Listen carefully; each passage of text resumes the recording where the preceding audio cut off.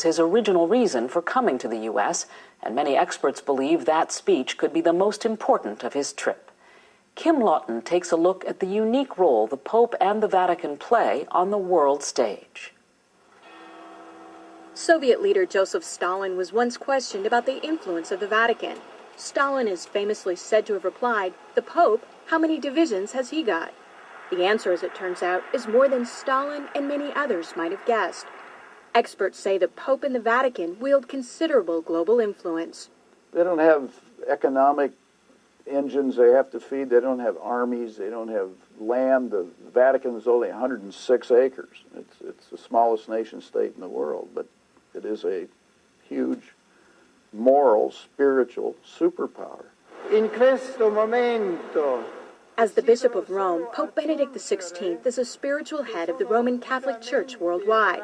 But he also wears another hat, head of state for the independent territory of Vatican City and the Catholic Church's government, called the Holy See. It's the tension between those two roles that actually gives him a resilience on the international stage, that he doesn't just speak for a geopolitical unit, but also for a demographic within the world. The Holy See has played an active global role for centuries. It has permanent observer status at the United Nations and has all the rights of full UN membership. The Holy See has formal diplomatic relations with 177 countries around the world, including the U.S. Ambassadors, called apostolic nuncios, represent the Holy See from embassies like this one in Washington, D.C. The U.S. has sent an ambassador to the Holy See since 1984. The current U.S. ambassador at the Vatican is Harvard law professor Marianne Glendon, who took up her post in February. James Nicholson held the position from 2001 to 2005. I always said I practice moral diplomacy. During the more than 25 years of his pontificate, John Paul II dramatically raised the profile of the papacy on the international level and played a key role on many fronts, such as helping to bring down communism in Eastern Europe. Throughout his extensive travels, he was a vigorous global voice. Benedict has continued that advocacy, which experts say reflects foundational Catholic beliefs. But times have changed since John Paul became Pope. We don't have the Soviet Union anymore. What we have is the problems in the Middle East, which is where Pope Benedict has been directing his attention. The personalities have also changed. Whereas John Paul, if you look at the entire pontificate, was very much outwardly oriented toward the church and the world. But Benedict again generated controversy in the Islamic world on the Saturday before Easter, when he baptized a prominent Muslim journalist at a service in St. Peter's Basilica. He's also been quietly working to establish relations, something that was not possible during the last papacy, largely because of John Paul's role in the fall of communism in Poland. The Chinese obviously didn't want John Paul II running around China doing the same thing. Most of the time, in places around the world, Vatican diplomats work outside the spotlight, where experts say they often have an advantage. Some question how much government leaders of today truly listen to what the Pope has to say.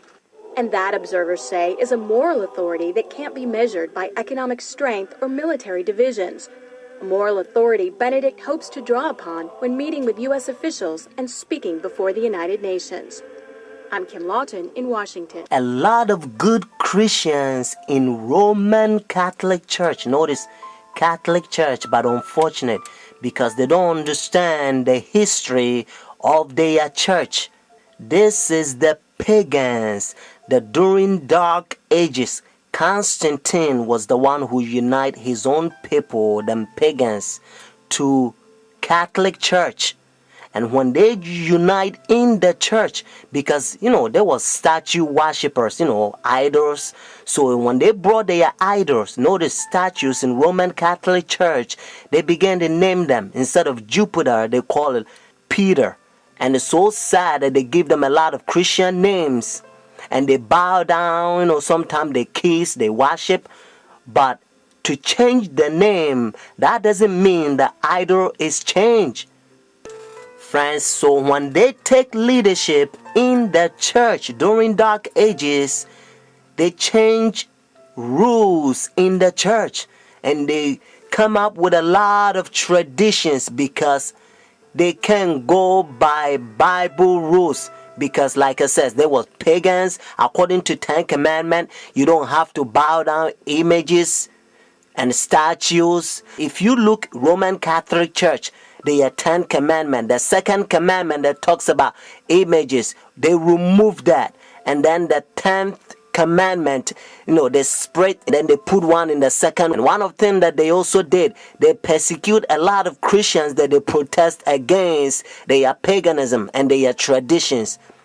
Protestants, Sunday churches, they persecute them, a lot of them. So that's why their forefathers, they ran from persecution and they came to United States and they find free land. So now we're going to go to Revelation chapter 13 and you're going to learn a beautiful Bible prophecy. Revelation chapter 13 has two beasts. Notice the first beast is Roman Catholic Church. And then the second beast is United States. In verse 11 and 18, they unite with Roman Catholic Church. Let's find out who gave the power to Roman Catholic Church. Notice Revelation chapter 13, verse 4. So they worship the dragon who gave authority to the beast. And they worship the beast, saying, who's like the beast, who is able to make war with him. Friends, according to Revelation chapter 13, we know that the dragon gave the authority, the power to this beast. And according to Revelation chapter 12, verse 9, the Bible helps us to understand that the dragon is the old serpent called the devil and Satan. Notice what it says in verse 11 and 12. Notice the same chapter, Revelation chapter 13. Then I saw another beast coming out of the earth, and he had two horns like a lamb, and spoke like dragon. And he exercised all the authority from the first beast in his presence, and caused the earth and those who dwell in it to worship the first beast, whose deadly wound was healed. Just in case if you're thinking about any country, they don't fit. Whether it's China, India, Iraq, or Africa, they don't fit. That's what it says in verse 12. He exercised all the authority, notice, from the first beast, Roman Catholic Church, because when they ran from persecution, they came over here. They don't want to have anything to do with Roman Catholic Church because they used to persecute them, friends. That's what it says. And again, I want you to get this so that you will know that it's the United States. Verse 12, he exercised all the authority from the first beast. But unfortunately, the same verse 12 says, and caused the earth and those who dwell in it to worship the first beast, whose deadly wound was healed. So United States is going to cause the whole world to worship Roman Catholic Church. And that's why now they already have pagan sun worship day, Sunday worship, the Roman Catholic Church.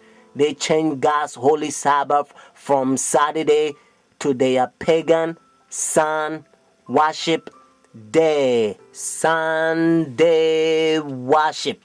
So whenever they enforce the law, friends, if you think, well, because I'm not going to buy, I'm not going to sell, and the things is going to be hard, and you don't believe in God, and you doubt his power, if you doubt God who created you, the one who hold your breath, and if you doubt his power, and if you go by the pagan sun worship day, behind the scene is the devil that wants you to worship him, at that time probation will close. Your decision is made. You will be doomed. Revelation chapter 14, God placed a fearful curse on those who receive the mark of the beast, those who worship the devil. But friends, have faith. Jesus Christ will send his angels. Sometimes they will come as a form of mankind, and they will give you a food in the time of trouble. Hebrews chapter 4, verse 7 to 11. Notice what Bible says. And again he designated a certain day, saying in the David today, after such a long time as it has been said, today, if you will hear his voice, do not harden your heart. For if Jesus has given them rest, then he will not afterward have spoken of another day.